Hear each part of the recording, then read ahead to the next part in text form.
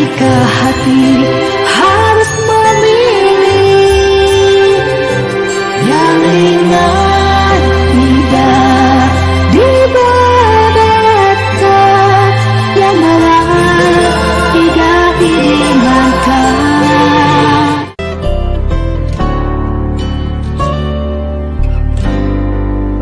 Ibu tinggal di sini, ini apa gini Bu? Ngekos. Ngekos. Iya, Ngekos sebulan berapa? 300. 300 itu semuanya sudah sama listrik apa Iya, sama. itu. Selama ini Bapak di dalam itu, Iya. Ibu berusaha untuk disisihkan untuk bayar kosan dan makan. Iya. Tak baik-baik saja. Ini memang tidak mudah. Bahwa apabila ada suatu perkara atau tindak pidana yang tersangkanya atau pelakunya baru pertama kali melakukan tindak pidana, jadi bukan sesuatu seorang residivis, kemudian ancaman pidana yang dilakukannya tidak lebih dari 5 tahun, dan kerugian material dari apa yang diperbuatnya itu tidak lebih dari 2,5 juta, dan syarat terakhir di mana kedua belah pihak punya keinginan untuk saling memaafkan. Aku berdoa, terus berdoa untuk dirimu. Tuhan, Dia sedang berjuang, jaga Dia, lindungi Dia. Pada hari ini kami berusaha untuk bisa bersikap adil terhadap mereka yang membutuhkan, dengan menerapkan amanah jaksa agung bahwa hukum tidak hanya tajam ke bawah, tumpul ke atas, tapi kami balikkan saat ini menjadi hukum tumpul ke bawah dan tajam ke atas, dan akan kami lakukan dengan hati nurani yang kami miliki. Terima kasih banyak buat Bapak dan Kakak saya, terutama yang punya hati. Terima kasih banyak sudah memaafkan. Saya tidak akan mau mengulangi lagi. Alasan saya memaafkan saudara Mas Umi karena kasihan sama anak istrinya, anaknya masih kecil. Jadi si siapa? Eva itu berarti nggak sekolah. Tapi Ibu mau kan ya, seneng ya kalau anaknya sekolah lagi ya. Kita harus dapat melihat jika saat ini telah terjadi pergeseran paradigma hukum dari keadaan resolutif atau pembalasan menjadi keadilan restoratif atau pemulihan. Ingat, hukum tanpa keadilan adalah sia-sia, dan hukum tanpa kemanfaatan juga tidak dapat diandalkan. Terus berdoa untuk dirimu. Tuhan, Dia sedang berjuang, jaga Dia, lindungi Dia, karena ada yang menunggunya untuk pulang. Kita memang sedang Kami dari keluarga kejaksaan menitipkan anak ini untuk bisa dididik dan bisa menjadi generasi penerus yang akan datang, dan bisa menghidupi keluarganya, dan bisa tidak terbelakang, yang bisa memperoleh haknya sebagai seorang perempuan, terutama bagaimana nanti bisa bekerja, bisa pintar, bisa memperoleh ilmu yang mandiri, dan bisa memperoleh bekal agama yang baik untuk di akhirat nanti. Kebetulan sekali dapat peringkat pertama sehingga dapat kesempatan untuk menjadi Kepala Kejaksaan Tinggi di Jawa Timur. Karena saya KJ 334 dari 1 sampai 33 itu semuanya laki-laki.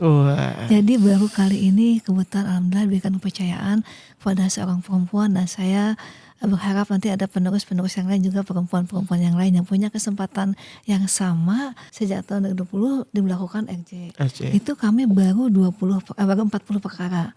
Kemudian meningkat dengan 2001 menjadi bertambah lagi, akhirnya sampai tahun ini totalnya ada 1020 yang sudah kami tangani dengan penghentian putusan dan menerapkan keadilan restoratif. Kan dia yang selalu bersihin musola tanpa pernah disuruh oleh siapapun. Jadi punya aktivitas membersihkan musola karena kesadarannya. Jadi kebaikannya begitu banyak.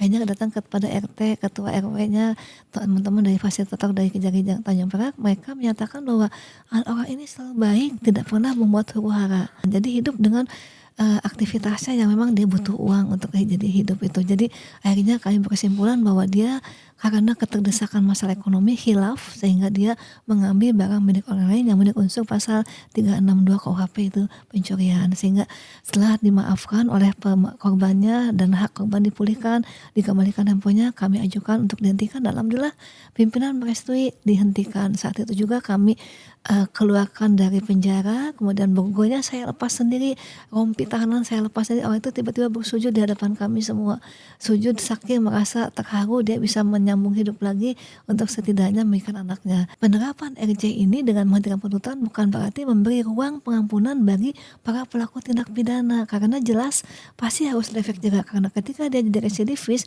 mengulang perbuatannya, dia tidak ada ampun lagi, tidak bisa diterapkan RJ gitu, seperti itu. Berarti tidak ada biaya, tidak ada, Tidak ada ya. Malah lebih sering kami fasilitasi karena kebetulan teman-teman juga punya rezeki lebih. Kita anak itu kemarin kita belikan tas, peralatan sekolah. Bahkan ada seorang bapak yang mencuri sepeda karena anaknya setiap hari 3 kilo jalan. Dia hanya ingin anaknya tidak kecapean. Dia melihat ada sepeda orang di pinggir jalan, ternyata itu punya Pak Polisi. Jadi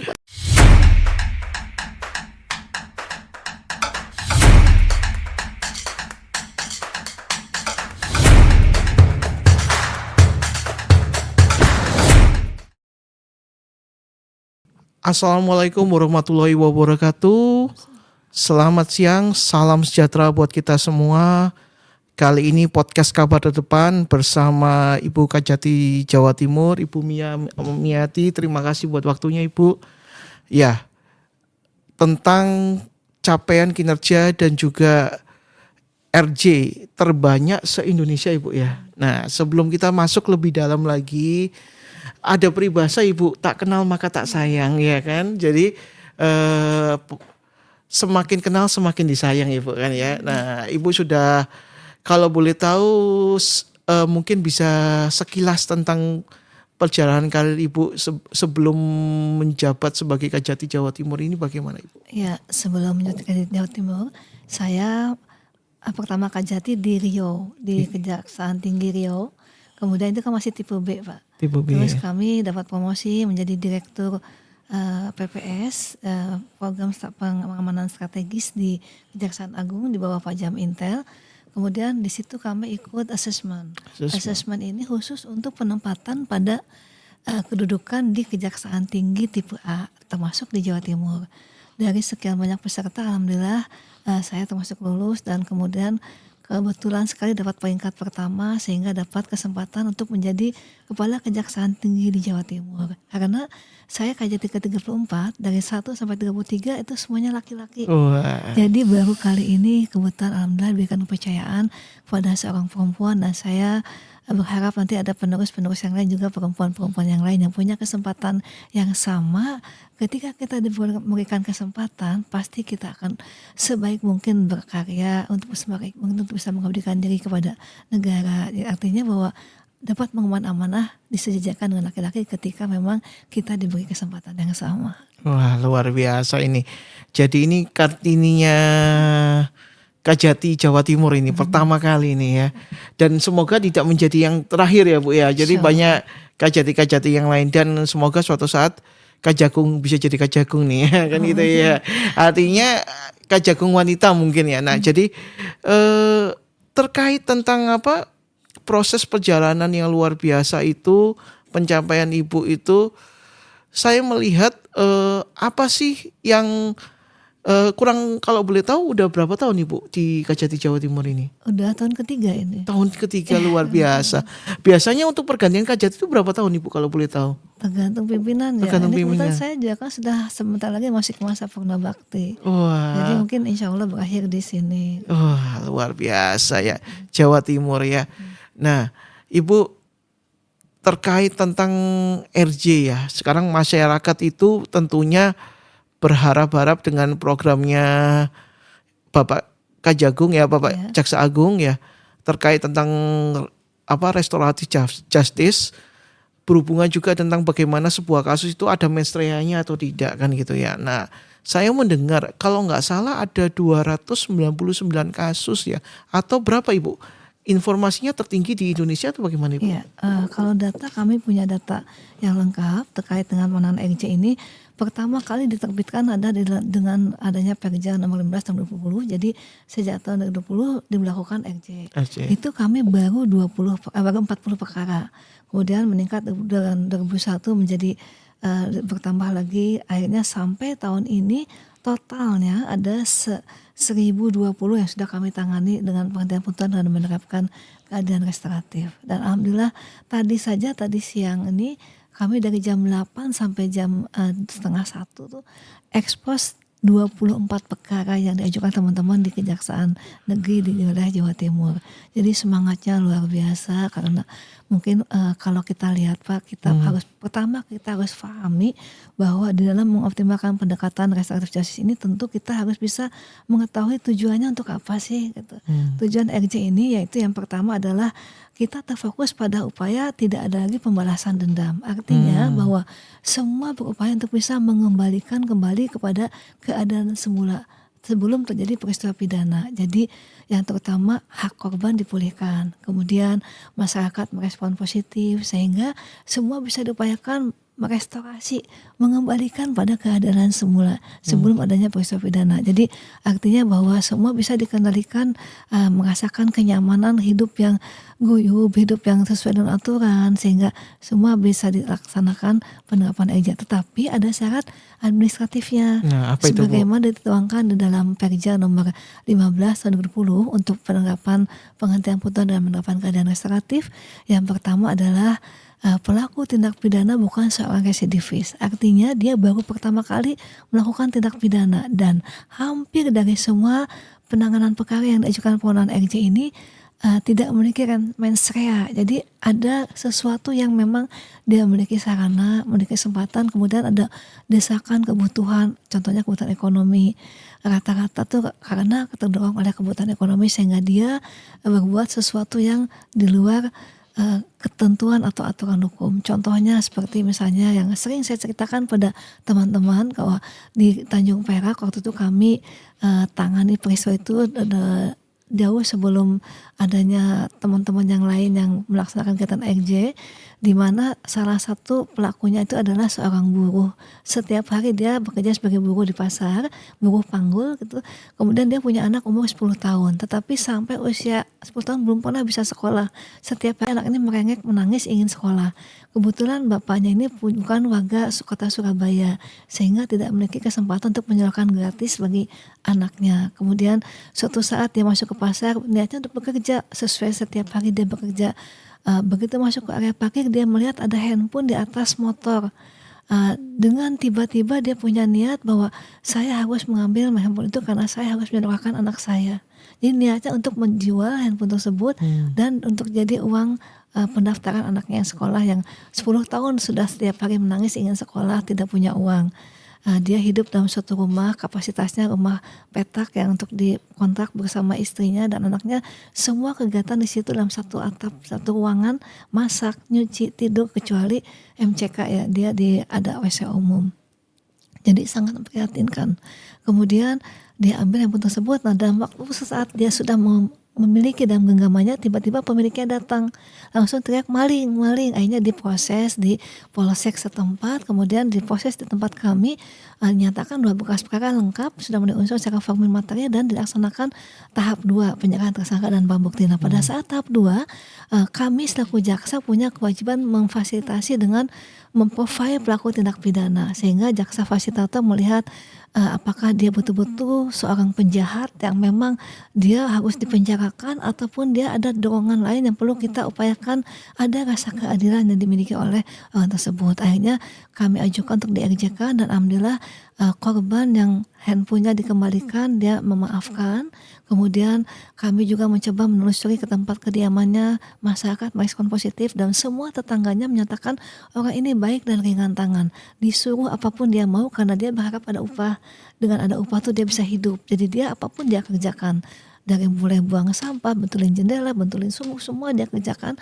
Dan kami jajaki juga ke tempat musola. Ternyata Marbot itu menyatakan dia yang selalu bersihin musola tanpa pernah disuruh oleh siapapun. Jadi punya Luar aktivitas membersihkan musola karena kesadarannya. Jadi kebaikannya begitu banyak.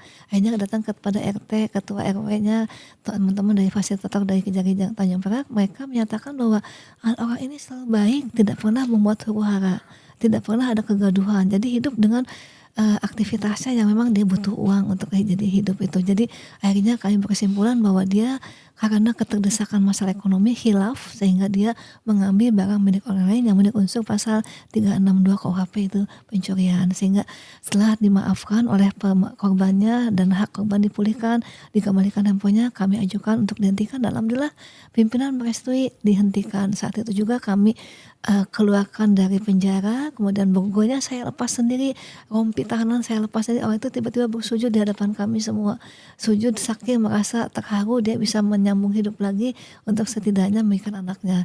Saya undang Pak Wali saat itu karena kami agendakan untuk bisa dilihat ini prosesnya pelepasan, bagaimana penghentian putusan dilaksanakan dengan pelaku tindak pidana yang memang perlu kita merasakan adanya keadilan bagi yang bersangkutan. Akhirnya Pak Wali menyampaikan bahwa anak ini akan disekolahkan gratis sampai usia lulus SMA. Jadi ada sesuatu yang bisa kami upayakan yang bermanfaat. Jadi artinya seorang jaksa bisa mewakili negara untuk bisa hadir di hadapan masyarakat bahwa keadilan itu ada. Keadilan itu bukan hanya tajam ke bawah tumpul ke atas, tetapi real kita bisa berbuat secara harmoni untuk bisa mengedepankan hati nurani bahwa kita melaksanakan kegiatan penegakan hukum dengan mengedepankan hati nurani. Luar biasa ya pemirsa. Perkara-perkara apa aja sih Bu yang bisa di-RJ-kan contohnya? Yang jelas dalam ketentuan undang-undangnya dan peraturan jaksa agungnya yang ancaman pidananya tidak boleh lebih dari 5 tahun. Itu yang pertama itu Pak. Dan dalam perkembangannya kita juga bisa melihat ada pasal 170 yaitu berkaitan dengan pengeroyokan. Itu ancaman pidananya bisa lebih dari 5 tahun. Tetapi kita lihat falsafahnya seperti apa. Misalnya karena dia hidup bertetangga, kemudian satu kampung, ketika didamaikan mungkin akan tercipta kembali kedamaian. Ketika diupayakan untuk dipenjarakan ada efek ingin balas dendam. Atau antara sesama perguruan silat sering saja terjadi pandemi yang demikian, sehingga kami upayakan bagaimana menengahi dengan menerapkan keadaan restoratif, jadi menghentikan penuntutannya tetapi dengan syarat bahwa betul-betul ada efek jera. Artinya penerapan RJ ini dengan menghentikan penuntutan bukan berarti memberi ruang pengampunan bagi para pelaku tindak pidana, karena jelas pasti harus ada efek jera, karena ketika dia jadi residivis mengulang perbuatannya dia tidak ada ampun lagi, tidak bisa diterapkan RJ itu seperti itu. Jadi yang kedua juga kami juga jaksa harus bisa melihat bahwa sejauh mana azas manfaatnya, kemudian dari apa yang dilakukannya itu tingkat ketercelaannya, misalnya tingkat ketercelaannya sangat bisa merusak moral, tentu kita tidak bisa di-RJ-kan. Kemudian niat atau mindset dari pelaku, memang kalau dia betul-betul ada persiapan dari mau berbuat sesuatu yang niatnya jahat, itu tidak bisa di-RJ-kan. Terus kemudian juga selain ada sifat ketercelaannya, kemudian dari sikap batin pelaku, sifat kontak itu kan tadi mens rea. Ada tidak sih mens rea dalam dirinya untuk jadi mencuri atau apa, semua karena terdesak karena masalah ekonomi, dan kemudian ada kesempatan diambillah barang milik orang lain seperti itu. Pernah juga terjadi seorang pemulung, kami sampai menangis melihat videonya ketika teman-teman menyampaikan paparannya itu di hadapan kami secara virtual. Kebetulan alhamdulillah Pak, kami sampaikan bahwa Kejaksaan Tinggi Jawa Timur sudah diberikan percayaan oleh pimpinan untuk memutuskan sendiri. Jadi RJ-nya mandiri, tidak perlu ke Pak Jampidum. Jadi saya selaku Kajati punya otoritas untuk menentukan apakah layak atau tidak di-RJ-kan. Jadi sudah ada peningkatan bahwa ada tingkat kepercayaan dari pimpinan, karena dari kualitas dan kuantitas penangannya selalu alhamdulillah menjadi yang terbaik se-Indonesia. Biasa. Jadi seperti tadi pemulung itu dia kenapa dia harus mencuri? Dia mencuri gas yang gas itu memang ada di bagian belakang, bukan milik orang lain, tapi dia dapat surat, sampai kami sedih lihatnya, surat tagihan iuran menunggak SMP saat anaknya sekolah. Dia anaknya tidak bisa sekolah karena tunggakannya sudah 3 bulan tidak dibayar. Akhirnya dia tiba-tiba melihat gas, tabung gas itu dia ambil itu. Akhirnya ya kami upayakan dengan mencoba mencari CSR sehingga membantu anaknya bisa sekolah dengan diberi bantuan dari CSR tersebut dari sekolah. Jadi teman-teman jaksa ini punya upaya bagaimana untuk bisa memberikan langkah yang terbaik ketika terjadi peristiwa pidana yang sudah kita hentikan. Tidak berhenti dengan selesainya perkara tersebut, tapi bagaimana memanusiakan kembali orang ini untuk bisa hidup lebih layak, untuk bisa merasakan bahwa kami selaku aparat penegak hukum itu juga mewakili negara, hadir di antara mereka, memberikan sesuatu yang bisa mereka bisa hidup lebih baik tentunya itu. Nah Ibu, ini tadi kalau nggak salah 1030 ya Ibu ya? Ya, jumlah yang sudah kami tangani. Nah, Ya.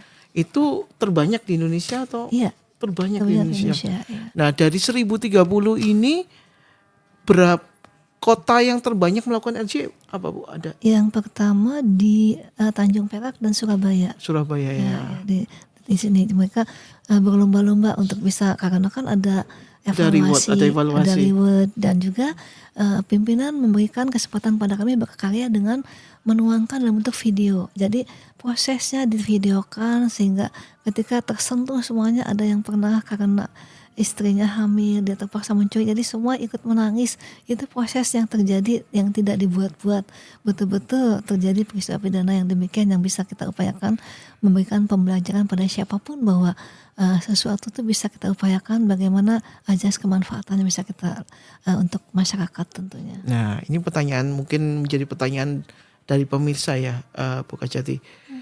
Untuk sebuah kasus di RJ-kan itu yang menentukan dari pihak kejaksaan negerinya atau dari itu bisa cerita atau bagaimana itu kan? Ya. Pertama ketika kami sudah memprofile pelaku dan menganggap ada nilai-nilai kebaikan dari pelaku tindak pidana, tentu kami berupaya menjembatannya dengan mengupayakan bertemu dengan para pihak semua di dalam rumah RJ. Jadi kami punya rumah RJ, rumah restoratif justice, yang bisa digunakan untuk bisa memfasilitasi mereka yang berperkara dengan dimediasi. Termasuk ada aparat dari kelurahan atau bahkan kadang-kadang teman-teman penyidik pun ikut hadir memberikan kesaksian bahwa prosesnya sudah dilaksanakan. Ini kemudian ada upaya itikat baik dari pelaku untuk memohon maaf dan ada kesempatan yang diberikan maaf oleh korbannya. Jadi semua jadi sistem yang begitu suatu upaya bagaimana saling berupaya untuk bisa membangun suatu effort menjadi lebih baik tentunya. Ya berarti upayanya itu kan dari pihak kejaksaan ketika selesai kejaksaan profilingnya. kita harus memfasilitasi itu. Nah kalau rumah restoratif justice saya pernah tahu itu ya Ibu waktu itu tahun 2020 ke Mojokerto itu ya meresmikan itu pertama kali kalau nggak salah sama Bapak Jaksa Agung ya. Karena secara serentak diresmikan di seluruh Indonesia dan kami diberikan kesempatan dari Mojokerto karena dianggap di bumi Majapahit gitu. Luar biasa. Nah itu karena statement kita juga Ibu Kabar Depan ini hadir dari bumi Majapahit untuk Indonesia Ibu kan seperti itu ya. Jadi kembali lagi kepada restoratif justice ya Ibu ya. Berarti tidak ada biaya, tidak ada ya. Malah lebih sering kami fasilitasi karena kebetulan teman-teman juga punya rezeki lebih. Kita anak itu kemarin kita belikan tas, peralatan sekolah. Bahkan ada seorang bapak yang mencuri sepeda karena anaknya setiap hari 3 kilo jalan. Dia hanya ingin anaknya tidak kecapean. Dia melihat ada sepeda orang di pinggir jalan, ternyata itu punya Pak Polisi. Jadi akhirnya Pak Polisinya memaafkan, dikembalikan sepedanya dan kami belikan sepeda untuk anak itu. Luar biasa. Ya, jadi pemirsa, jadi tidak ada biaya untuk RJ ya. Jadi benar ini dari dasarnya kemanusiaan, dari pihak kejaksaan negeri atau kejaksaan tinggi melakukan yang namanya profiling ya. Bagaimana pelaku atau terduga pelaku ini bagaimana kondisinya sehari-harinya dan segala macamnya, dan akhirnya ada upaya untuk melakukan mediasi di Rumah Restoratif Justice Dan bersama yang Bapak. jelas hampir semua tidak punya mensreya. Ya, dan yang Artinya jelas tidak ada mensreya, tidak ada niat jahat, tapi dia keterbatasan dan juga keterpaksaan yang dia iya, lebih lakukan. banyak itu keterpaksaan ekonomi ya Ibu ya. Jadi bukan karena ada niat jahat, apalagi berencana Ibu ya.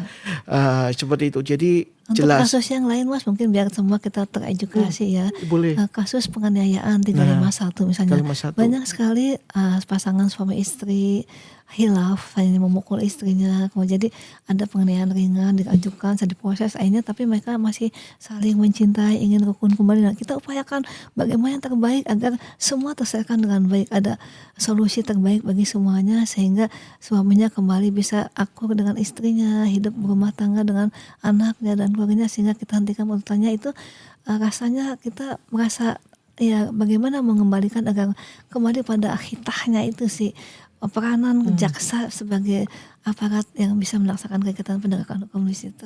Luar biasa. Nah, sekarang kalau misalnya mohon maaf Ibu, kalau kayak semacam kasus kayak pencabulan, Itu perzinahan tidak itu bisa. tidak bisa Ibu ya. Tidak bisa itu karena sudah Apalagi tadi, terhadap anak ya Ibu. tingkat ketercelaannya. Nah. Tingkatannya kan tuh luar biasa, itu menodai agama juga dilarang, Iya. melarang. Semua, Apalagi jadi bukan hukum korbannya positif saja. anak ya Ibu. Ya. Wah, seperti itu. Iya. Nah, Ibu beberapa kali Kejaksaan Tinggi Surabaya ini cukup viral dengan kinerja ya, capaian kinerjanya. Ada Ronald Tanur, ada mengungkap itu. Bagaimana Ibu prosesnya itu seperti itu? Kita bisa mendengar bagaimana yang hakim-hakim itu bisa itu diproses dan segala macam. Mungkin Ibu bisa cerita. Kalau dari awal mungkin kita harus berangkat dari filosofi ya Mas. Iya. Filosofi kepemimpinan yang saya lakukan di sini, yang pertama tentu harus berakar pada nilai-nilai kebaikan. Yaitu yang pertama ada integritas moral, kemudian ada rasa empati, dan ketiga adalah pelayanan. Karena mesti bagaimanapun kami harus memiliki fungsi pelayanan pada masyarakat. Bagaimana masyarakat di Jawa Timur bisa terlayani dengan baik, tidak hanya mereka yang melaksanakan kegiatan dalam proses hukum, tetapi siapapun masyarakat, karena ada salah satu fungsi dari kejaksaan yang memberikan pelayanan hukum, itu di bidang datun. Jadi siapapun masyarakat tanpa dipungut biaya bisa memperoleh pelayanan hukum dari kami. Artinya diberikan penjelasan, penerangan, ataupun mengedukasi. Nah itu tugas kami. Kemudian kami juga berupaya untuk bisa menginspirasi dan memotivasi sehingga semua bisa mencapai tujuan yang sama, yang ketika kita canangkan kita akan bekerja seperti apa, mencapai apa, semua bergerak dengan irama yang sama. Itu bagaimana kami harus bisa menginspirasi dan memotivasi teman-teman. Itu dari apa yang bisa saya laksanakan, yang bisa mungkin tadi Mas bilang ada sesuatu yang bisa dicapai dengan cara yang luar biasa, itu karena kebersamaan yang kami miliki. Ya, artinya semua satu untuk semua untuk satu, dan tidak ada kotak-kotakan. Artinya semua bidang ada tupoksinya, tapi semuanya satu kesatuan untuk bisa membangun Kejaksaan Tinggi Jawa Timur selangkah lebih maju daripada Kejaksaan Tinggi yang lain. Luar biasa sekali ya Ibu. Nah, kalau boleh tahu Ibu, sebelum apa sih yang sudah 3 tahun ya Ibu, itu cenderung lama ya Ibu ya? Lama sekali. Lama sekali, berarti itu kan sebuah kepercayaan yang luar biasa Ibu ya. Apa sih yang menurut Ibu bisa mendapatkan kepercayaan dan oleh pimpinan Bapak Jaksa Agung untuk memimpin selama 3 tahun ya? Kira-kira apa sih ya, apresiasi apa yang mungkin disampaikan oleh Bapak Jaksa Agung, dan apa sih yang mendasari Ibu bisa mencapai itu gitu? Ya, tadi yang saya sampaikan tadi kan dari nilai-nilai etika yang kami punya, kemudian kebersamaan, kemudian bagaimana kami mencoba membuat sesuatu yang bisa bermanfaat dan berkesinambungan. Jadi ada sustainable yang kami terapkan. Jadi artinya ketika kita melaksanakan kegiatan dalam tupoksi kejaksaan, tidak hanya sekedar menuntut orang atau melaksanakan kegiatan mengeksekusi orang, tetapi juga bagaimana bisa memberikan pengabdian pada masyarakat. Ada kegiatan program kami Jaksa Sahabat Alam, ada Jaksa sahabat rimba, terus ada jaksa sahabat tani. Ketika pemerintah menekankan adanya program dari Pak Presiden bahwa ketahanan pangan harus dilaksanakan, maka sesuai dengan astacita dari Pak Prabowo, kami juga turun ke lapangan di mana kami melaksanakan dengan program jaksa sahabat tani. Jadi tidak hanya sekedar ikut tandur nanam padi dengan petani tersebut, tetapi kami berupaya untuk bisa bekerja sama dengan pihak lain yang punya kapasitas ada kemanfaatan bagi petani. Contohnya kami bekerja sama dengan Petrokimia Gresik. Jadi setiap petani akan menanam sawahnya akan dibantu ambil dulu di sampel tanahnya, dimasukkan ke dalam alat yang dimiliki oleh Petro itu, kemudian diteliti tingkat kesuburannya, sehingga pupuk apa saja sih yang layak, yang baik, tidak hanya sebagai NPK, tapi ada macam-macam yang bisa menumbuhkan padi begitu bisa setahun 3 kali panen. Jadi tidak berhenti dengan ikut cocok tanam kayak lagi seremonial. Kami tidak seperti itu, semua kita ini kan. Terus kemudian juga dengan program-program yang jaksa sahabat alam ini, kami juga melepas burung, melepas ikan, dan juga melihat sampai sejauh mana sih pelaksanaannya nanti, apakah emang ikan itu bisa bermanfaat atau tiba-tiba hilang semua. Itu tanggung jawab kami semua yang di daerah lokasi yang kami laksanakan. Dan ada lagi sahabat rimba, itu kami punya tanggung jawab moral karena sudah terikat dalam kontrak batin kami selaku sahabat rimba ini. Setiap ada hutan yang kami tanami itu nanti kami punya kewajiban untuk melihat pertumbuhannya sampai jauh mana, dan kami cukup prihatin karena ada beberapa petani yang dalam tanda kutip masih kegiatannya dengan perhutani, di mana waktu kami tahu itu setiap memanen kayu putih itu kan biasanya dalam sepinggang. Ini kemarin kami lihat sudah sampai di atas lebih dari 2 meter. Ternyata tidak bisa dipetik daunnya, tidak bisa dipanen, tidak bisa diproses, dan kami lihat di gudang itu bertumpuk daun-daun kayu putih yang tidak bisa diproses karena tergusur oleh arus dari luar. Jadi ada yang import dari luar, dari China lebih murah dengan eukaliptus itu ke petani kita yang tergusur. Itu seharusnya memang ada kebijakan dari yang punya kewenangan bagaimana mengatur agar petani kita lebih diutamakan. Itu PR kami mungkin Pak, nanti bagaimana kami bisa mencoba berbicara dengan yang punya kewenangan agar bisa ada pengaturan, agar mereka petani-petani kayu putih itu bisa hidup kembali, karena jelas bahan bakunya ada, kita miliki dari bumi pertiwi, dari ini, tapi semua tergerus oleh arus globalisasi dengan masuknya dari luar eukaliptus yang mengalahkan kayu putih yang kita buat sendiri. Nah itu seharusnya kan bisa memanfaatkan karena dulu ada ibarat tongkat dilempar aja jadi tumbuhan kan gitu ya. Jadi sampai sejauh itu jaksa memikirkannya bukannya sekedar menuntut seseorang, bukan hanya menuntut dengan hukuman-hukuman tetapi ada hal-hal lain fungsi lain yang dilakukan oleh kejaksaan seperti itu Ibu. Nah terakhir Ibu, ini kita mungkin bisa ada pesan apa sih untuk masyarakat khususnya di tengah efisiensi yang ada, di tengah kondisi ekonomi yang tidak menentu mohon maaf, karena kondisi fluktuasi, inflasi dan segala sesuatu yang terjadi. Apa sih pesan Ibu Jaksa khususnya kepada masyarakat untuk menjalani kehidupan sehari-hari, dan pesan apa sih yang mau disampaikan? Pada masyarakat semua, yang pertama tentu kami jangan terprovokasi yang terutama bahwa pemerintah pasti sudah menentukan langkah-langkah terbaik untuk kepentingan masyarakat. Ada beberapa program yang dapat disentuh oleh masyarakat, yang dapat menyentuh untuk kepentingan masyarakat. Tentu kita berharap para pelaksananya bisa melaksanakan dengan amanah, sehingga semua anggaran yang terbatas, yang terefisiensi ini bisa betul-betul secara optimal dimanfaatkan untuk kepentingan masyarakat. Jadi artinya masyarakat tidak terdampak menjadi korban dari pembangunan yang gagal karena ada yang dikorupsi, ada yang gagal dalam pelaksanaan pekerjaannya karena diambil sebagian untuk menyalahgunakan kewenangannya, sehingga masyarakat yang terdampak. Kami berharap para aparat yang punya kewenangan mengelola anggaran bisa melaksanakan penanganan semua kegiatannya, menyerap anggaran dengan baik, tepat waktu, tepat mutu, tepat guna, tepat sasaran. Jadi tidak ada akibat hukum yang bisa berdampak kepada masyarakat yang betul-betul butuh dukungan dari pemerintah untuk hidup lebih baik. Gitu ya. Nah, ini tadi saya yang bilang terakhir ini, saya terpikir sesuatu Ibu. Karena kita bisa melihat ya, ini kiprahnya dan masyarakat netizen tuh melihat kiprah daripada kejaksaan ini luar biasa ya, khususnya terkait korupsi ya. Korupsi kenapa? Karena kita tahu ungkap kasus yang dilakukan oleh Kejaksaan Tinggi sampai Kejaksaan Pusat itu luar biasa. Nilainya fantastis kan gitu ya. Triliun, yang terakhir kan kuadra triliun kan ya. Nah, itu gimana sih Bu? Kenapa sih Kejaksaan benar-benar saat ini berlomba ya? Apa sih yang kira-kira mungkin disampaikan oleh Bapak Jaksa Agung?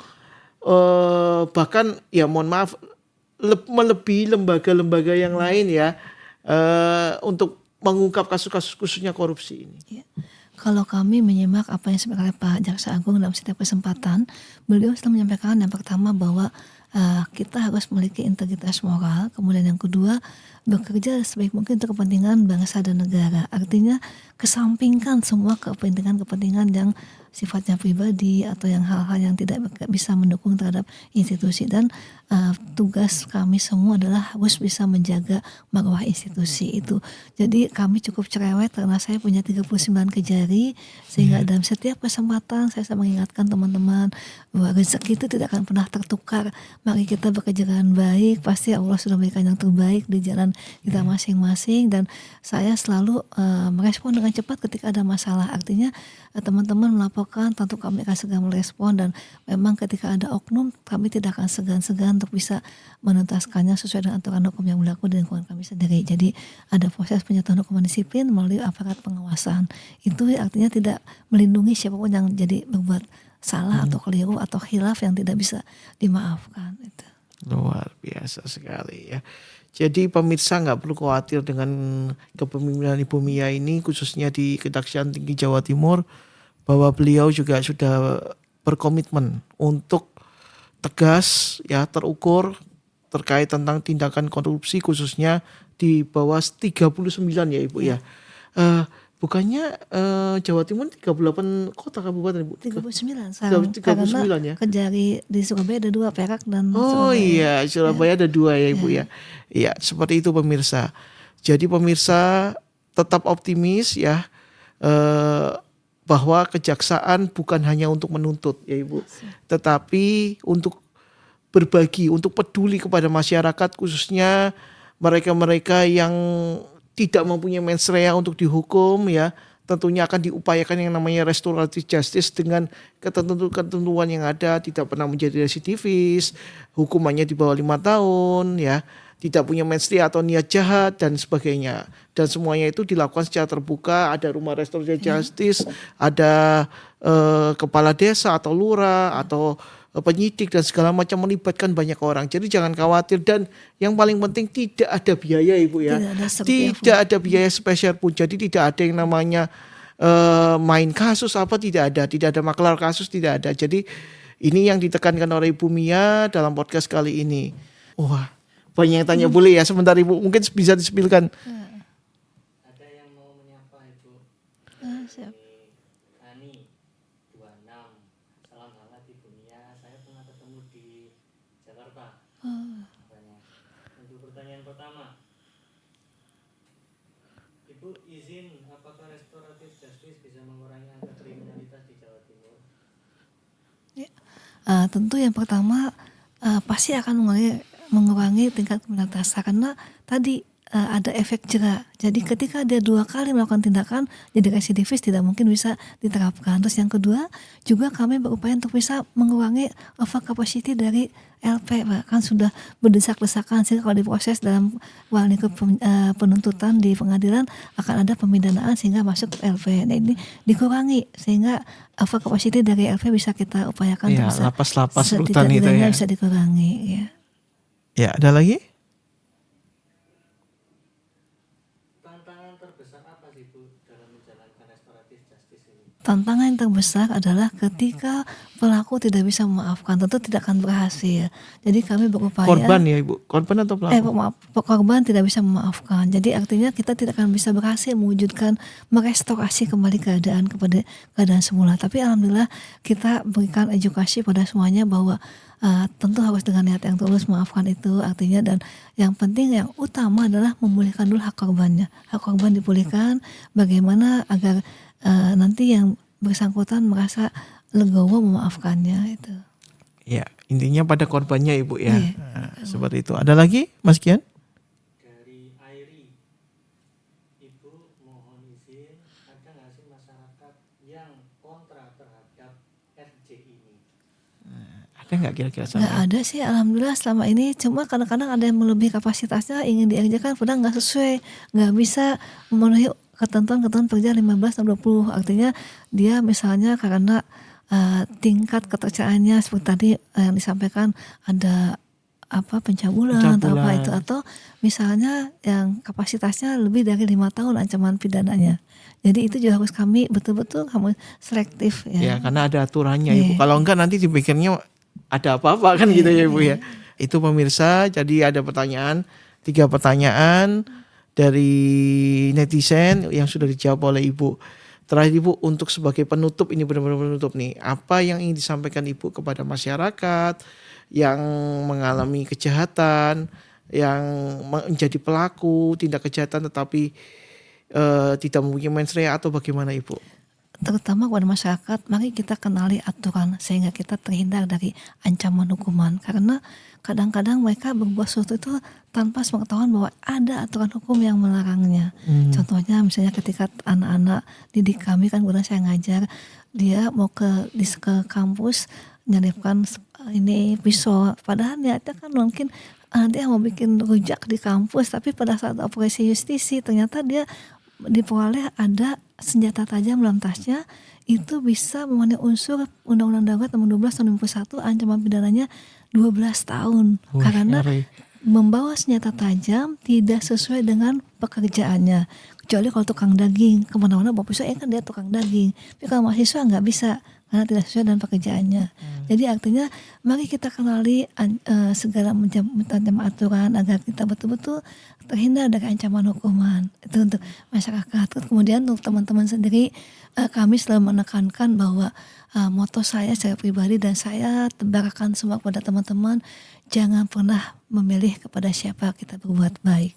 Artinya kita buat baik kepada siapapun tanpa pernah kita memilih-milih atau mendokumentasinya biar top, biar gimana, tidak seperti itu. Tapi lahirlah secara alami kita buat baik, karena kebaikan itu pasti akan ada balasannya dari Allah tanpa kita duga dari mana datangnya kebalasan dari Allah. Itu pasti selama kita niat baik dengan ikhlas, dengan tulus. Jadi sekali lagi mari kita berbuat baik, jangan pernah memilih kepada siapa kita berbuat baik. Luar biasa, karena kita berbuat baik sama si A, belum tentu si A membalas, tapi bisa jadi dari si C, si D, si E, kan gitu ya Ibu ya. Nah Ibu, saya sempat terbersit Ibu ya, terkait tentang senjata tajam ya Ibu ya.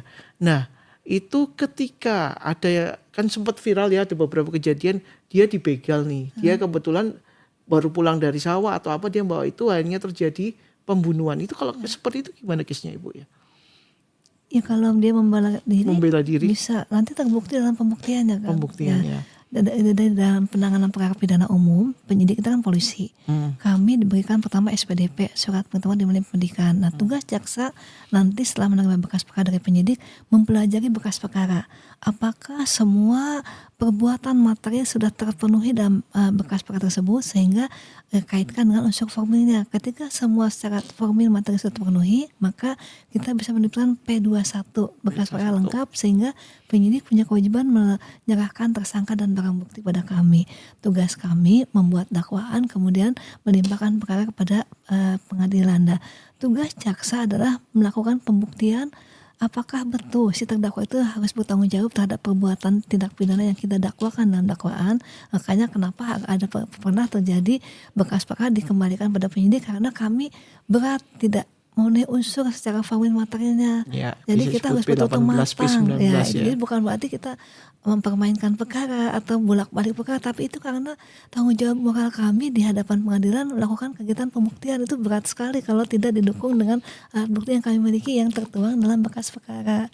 Gitu. Itu ya Ibu. Iya. Luar biasa sekali pemirsa. Itu luar biasa penjelasan dari Ibu Kajati dan menjawab pertanyaan-pertanyaan yang ada. Ingatlah bahwa tetaplah berbuat baik seperti pesan dari Ibu Kajati, karena kita nggak pernah tahu. Mungkin pembalasan itu bukan datang dari yang bersangkutan, tetapi dari tempat dan siapapun orang-orang yang tidak kita duga ya Ibu ya. Dan percayalah bahwa apa yang kita tabur, apa yang kita lakukan, berbuat baik itu akan kembali kepada kita suatu saat. Sekian pemirsa, podcast Kabar Depan. Sampai jumpa lagi di kesempatan berikutnya. Terima kasih.